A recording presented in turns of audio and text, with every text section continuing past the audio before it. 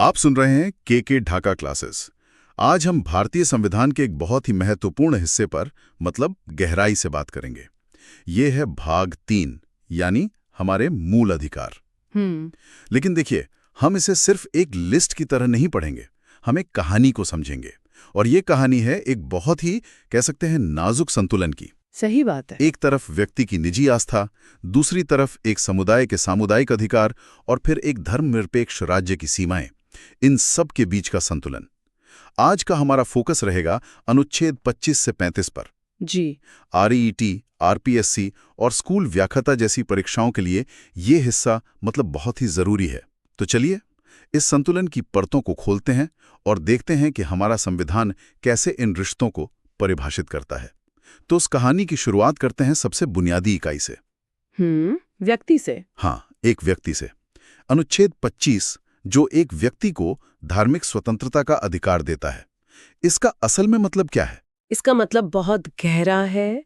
अनुच्छेद 25 हर व्यक्ति को, और यहाँ ध्यान देने वाली बात है कि हर व्यक्ति को, चाहे वो भारत का नागरिक हो या विदेशी भी। हाँ, विदेशी भी, उसे 4 अहम आजादियां देता है।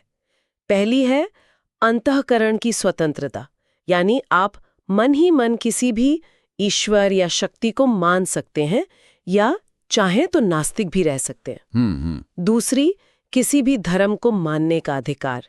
तीसरी, उस धर्म के अनुसार आचरण करने का, मतलब पूजा पाठ, रीति रिवाज, ये सब।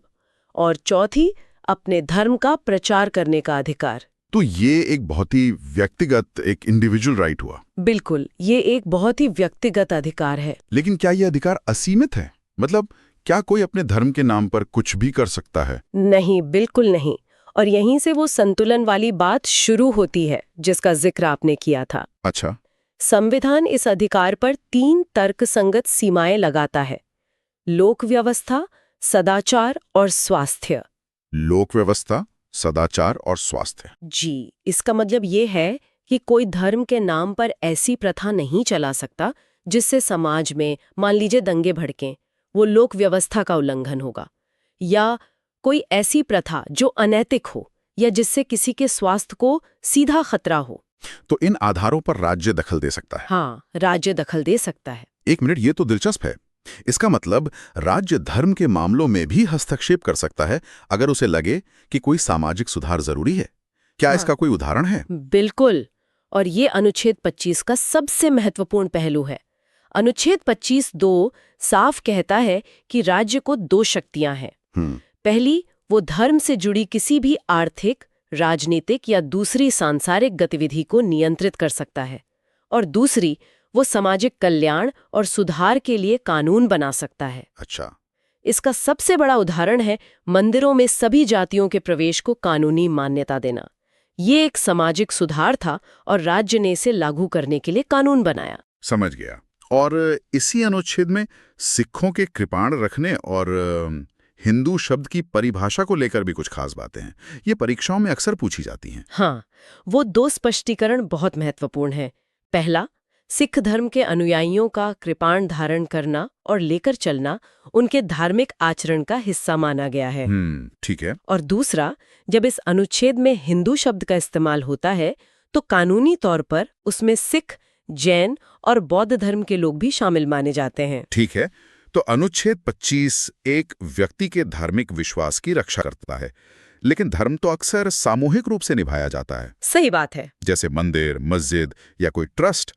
तो क्या एक पूरे धार्मिक समूह के भी अपने अधिकार होते हैं? संविधान इस बारे में क्या कहता है? यहीं पर कहानी का अगला अध्याय यानी अनुच्छेद 26 शुरू होता है, जहां अनुच्छेद 25 एक व्यक्तिगत अधिकार था, इंडिविजुअल राइट। हाँ, वही अनुच्छेद 26 एक सामूहिक अधिकार है। यह अधिकार किसी एक व्यक्ति को नहीं बल्कि एक धार्मिक संप्रदाय या उसके किसी हिस्से को मिलता है।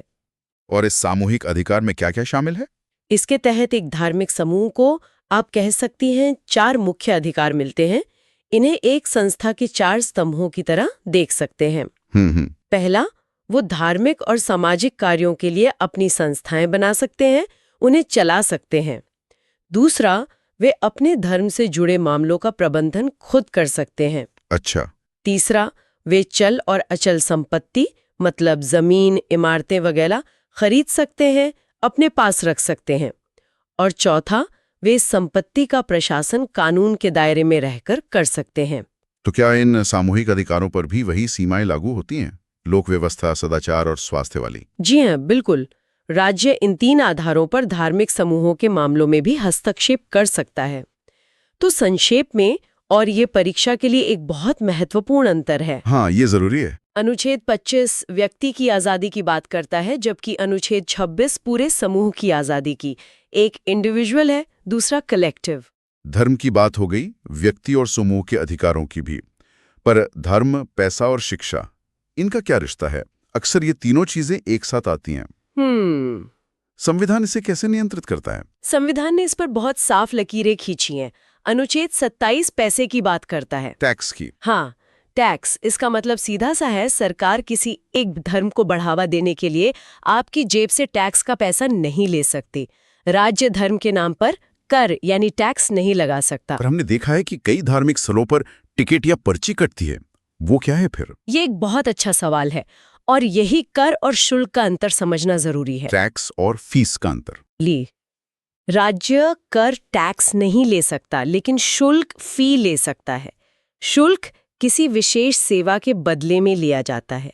जैसे अगर सरकार किसी तीर्थ यात्रा पर यात्रियों की सुरक्षा या साफ सफाई की व्यवस्था करती है, तो उसके लिए वो एक छोटी सी फीस ले सकती है। लेकिन वो पैसा किसी धर्म विशेष के प्रचार पर खर्च नहीं होगा। बिल्कुल नहीं। ये तो बहुत स्पष्ट हुआ। और शिक्षा संस्थानों का क्या? क्या सरकारी स्कूलों में धार्मिक शिक्षा दी जा सकती है? इसे अनुच्छेद 28 स्पष्ट करता है। इसे समझने के लिए शिक्षण संस्थानों को 3 हिस्सों में बांटकर देखते हैं। ठीक है। पहले, वो संस्थान जो पूरी तरह से सरकारी पैसे से चलते हैं। सोचिए एक सरकारी स्कूल। वहां किसी भी तरह की धार्मिक शिक्षा देना पूरी तरह से मना है, प्रोहिबिटेड है। पूरी तरह से? दूसरे, वो संस्थान जो किसी धार्मिक ट्रस्ट या न्यास ने बनाए हैं, लेकिन जिनकी मान्यता राज्य से है, जैसे कई मिशनरी स्कूल या मदरसे होते हैं। हाँ। इनमें धार्मिक शिक्षा की अनुमति है, अलाउड। और तीसरी तरह के संस्थान कौन से हैं? तीसरे वो संस्थान हैं जिन्हें राज्य से मान्यता मिली है या वो सरकार से आर्थिक सहायता मतलब एड लेते हैं। इन संस्थानों में धार्मिक शिक्षा दी जा सकती है, लेकिन एक बहुत बड़ी शर्त के साथ। वो क्या है? यह पूरी तरह से स्वैच्छिक होगी, वॉलंटरी। अच्छा, मतलब किसी को मजबूर नहीं किया जा सकता। बिल्कुल। किसी भी छात्र को उसकी सहमति के बिना धार्मिक प्रार्थना या शिक्षा में भाग लेने के लिए मजबूर नहीं किया जा सकता। और अगर छात्र नाबालिग है तो उसके माता पिता की सहमति जरूरी होगी। तो हमने देखा कि अनुच्छेद 25 से 28 तक धर्म को लेकर व्यक्ति और समूहों के अधिकारों की बात हुई।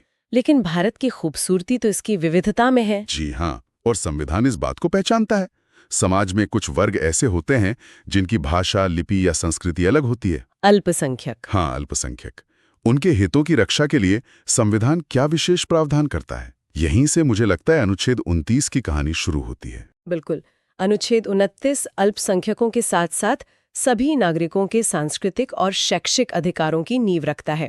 इसका पहला खंड 29(1) कहता है कि भारत के किसी भी हिस्से में रहने वाले नागरिकों के किसी भी अनुभाग को। एक मिनट, यहाँ नागरिकों के किसी भी अनुभाग का इस्तेमाल हुआ है, अल्पसंख्यक शब्द का नहीं। इसका क्या कोई खास मतलब है? हाँ, और ये बहुत ही महत्वपूर्ण बिंदु है।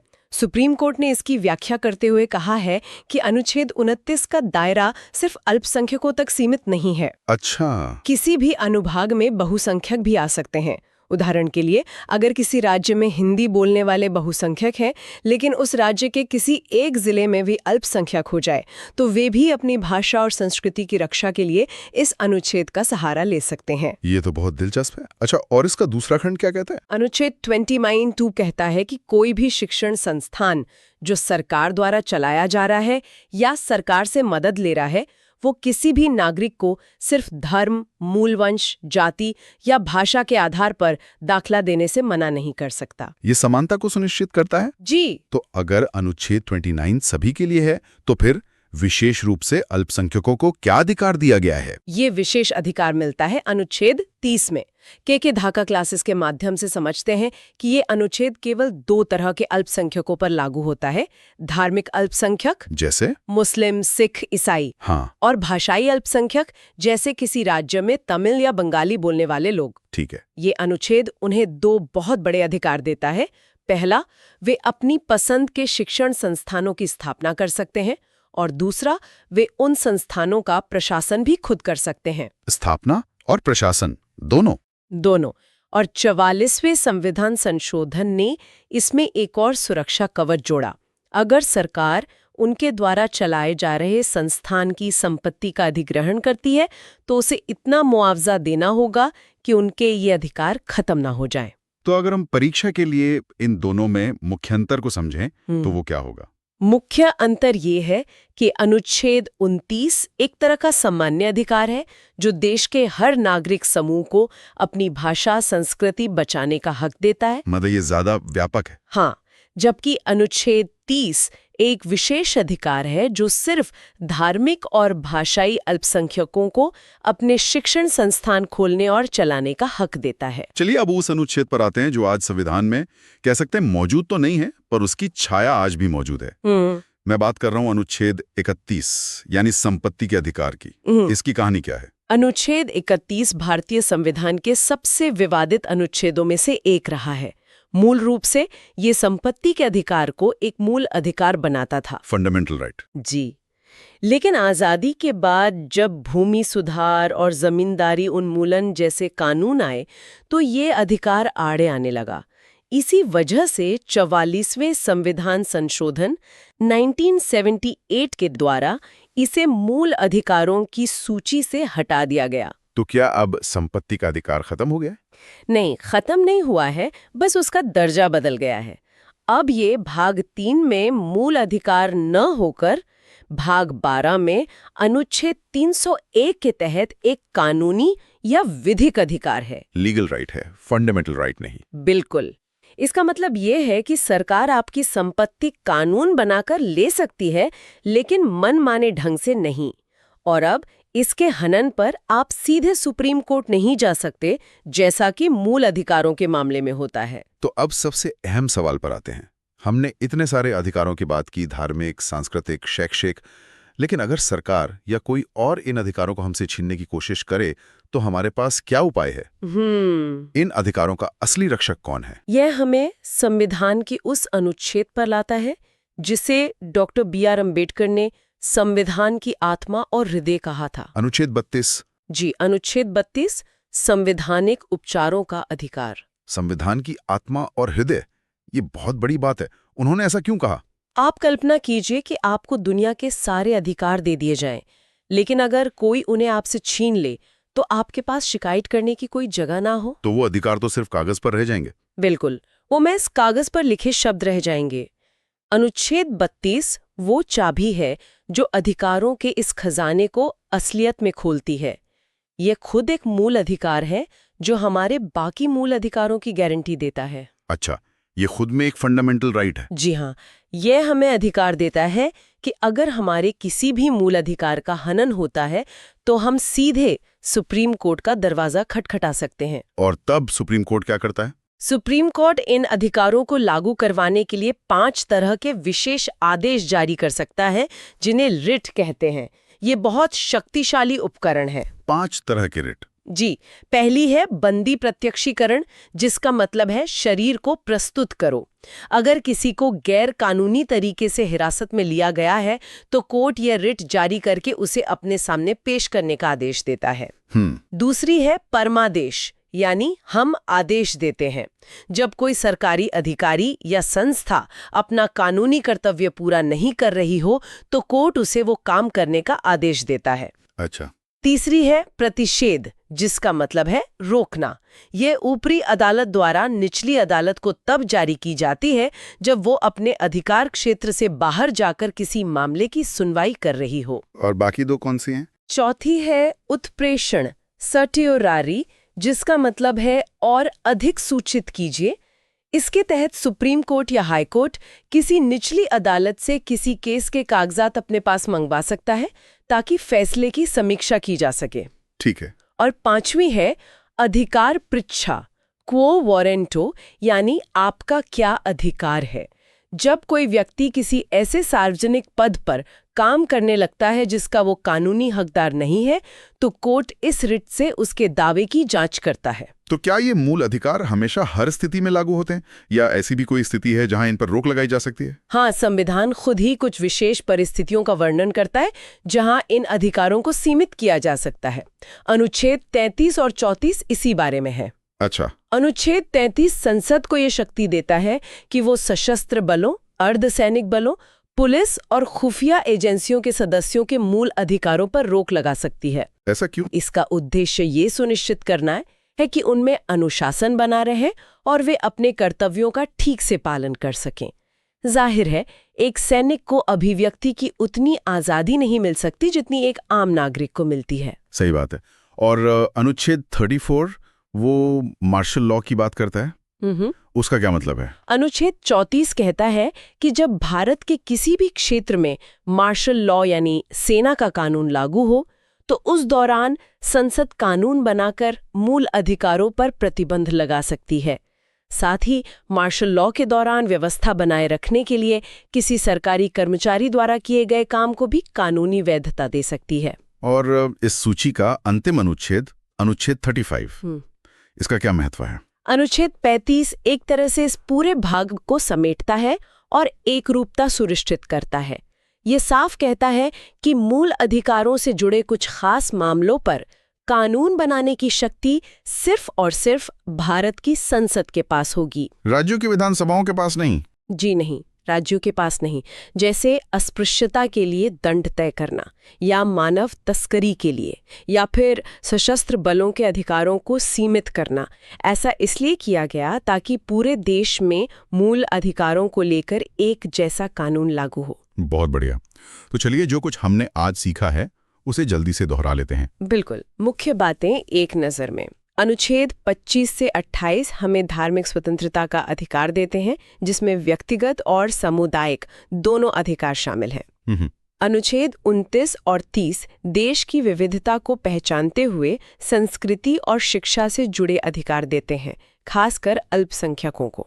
और सबसे जरूरी अनुच्छेद 32, जो इन सभी अधिकारों का रक्षक है, जिसे संविधान की आत्मा कहा गया है। बिल्कुल। और अंत में अनुच्छेद 33, 34 और 35, जो विशेष परिस्थितियों में इन अधिकारों पर संसद की शक्ति को स्पष्ट करते हैं। और ये याद रखना बहुत महत्वपूर्ण है कि संविधान का भाग 3 हमारे देश में राजनीतिक लोकतंत्र का आदर्श स्थापित करता है। ये हर नागरिक को बराबरी और गरिमा का एहसास दिलाता है।